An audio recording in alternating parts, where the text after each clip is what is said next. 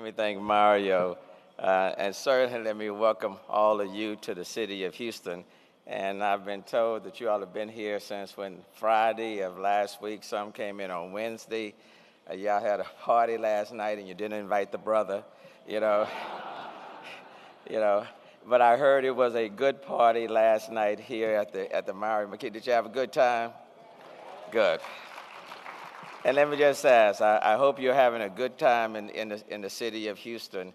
And I know I was told the Congresswoman is here, Congresswoman Sheila Jackson Lee. Please give it up to Congresswoman Sheila Jackson Lee of the 18th Congressional District. Let me just take just a couple of minutes to say welcome to the city of Houston. I'm very biased. I'm a native Houstonian, so I grew up right here in this city.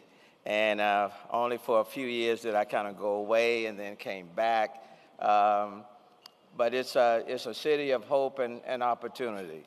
As I tell people, Houston is now the most diverse city in the United States. We are more diverse than New York. How many people here from New York? Do I have some people from New York? I see some hands.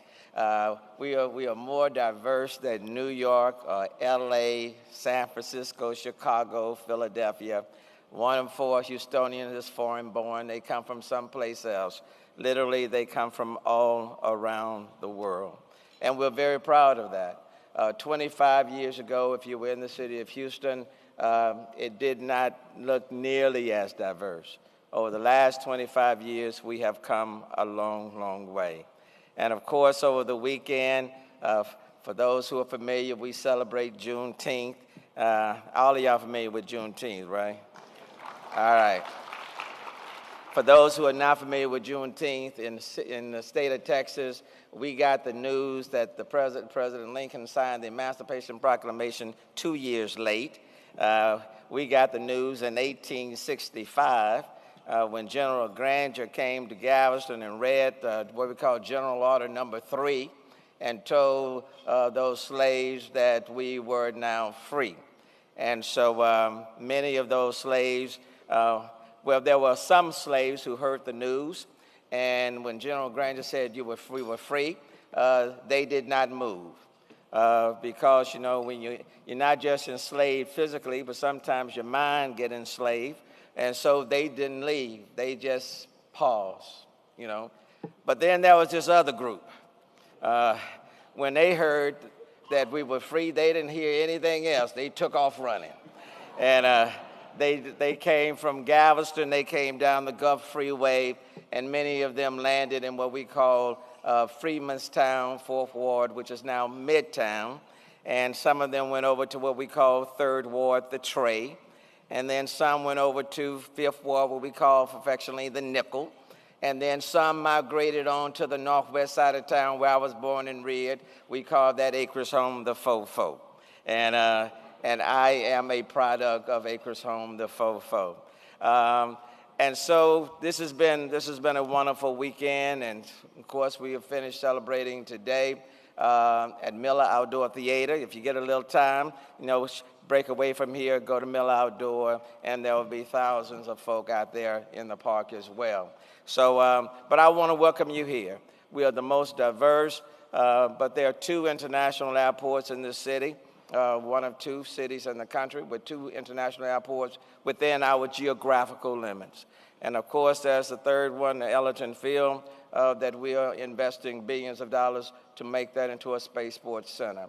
And then, of course, the city of Houston is one of 4 cities in the world that have direct flights to 6 continents, and we're very proud of that. And we're spending billions of dollars at all 3 of these airports, which means that there are a lot of opportunities for a lot of people. And I've been told that in this audience, there are people who are some of the biggest concessionaires representing the minority diversity that exists within our country. And I'm glad to see you right here in the city of Houston, and this is a great city in which to do business in. The good news about the city of Houston is that we are still developing. We're still maturing. We are a young city by relative standards, and we're still moving forward. Some people just think that we are just the cowboy hats and the cowboy boots and the cowboy belts and the horses. And let me just say we are that and so much more. Because you can come to the Fofo and you will see we have a parade, rodeo any day of the week. If we decide we just want to ride the horses, we'll do just that. We don't wait for any sort of permit. They don't even ask the mayor. They just decide and I just join in right there with them. But we are a little bit country and we're a little bit chic all at the same time. And that's the city of Houston. But we also, as I go to my seat, we're a city of hope and opportunity.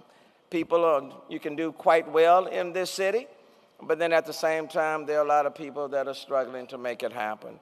But it still is a city of hope and opportunity, and I say that not based on what I heard, but based on what I know. Because I come out of a family where neither one of my parents graduated from high school.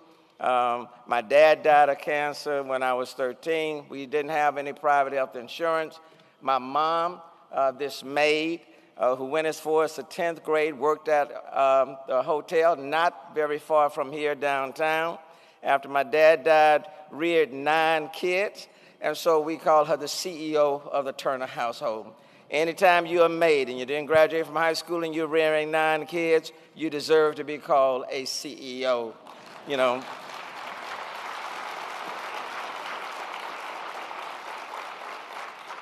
And from the investment that this maid made, you are now looking at the mayor of the 4th largest city in the United States of America, soon to be the 3rd as we bypass Chicago, you know.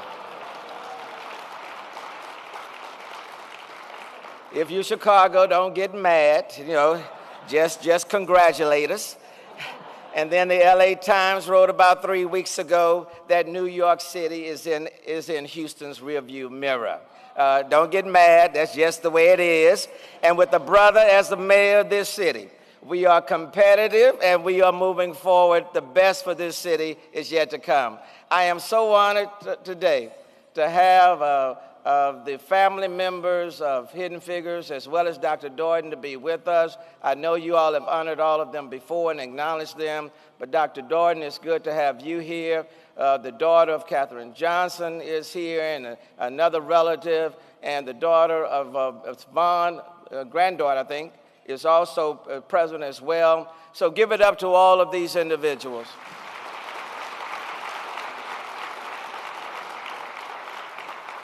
So do enjoy your stay in this city. I know for most of you, this is not your first time. I hope it will not be your last. We are looking for you in this city. I do want you to do business in this city. And look, this is the day in which all of the ceilings we have to let go. It's not just important for minorities and women to do just a little bit. It's about expanding one's capacity. It's not just about what you make on a weekly basis or a month. It's about creating wealth. And it's about putting yourselves in a position where we can expand our capacity and compete with people all over the globe. And the only way that's going to happen is that we have to make sure that the opportunities are made available and made available in such a way that not only will it benefit yourselves, but it will benefit future generations as well.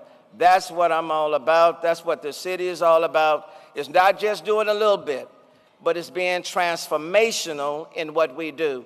And certainly with the opportunities that exist at all 3 of our airports, I think we can make that happen. So I know next year you move on to Seattle, and then after you leave Seattle, then I hope to see you back in the city of Houston, and then you will decide that there is no other place to hold a conference than right here in H-Town, the city of Houston. Enjoy the rest of your stay in this city.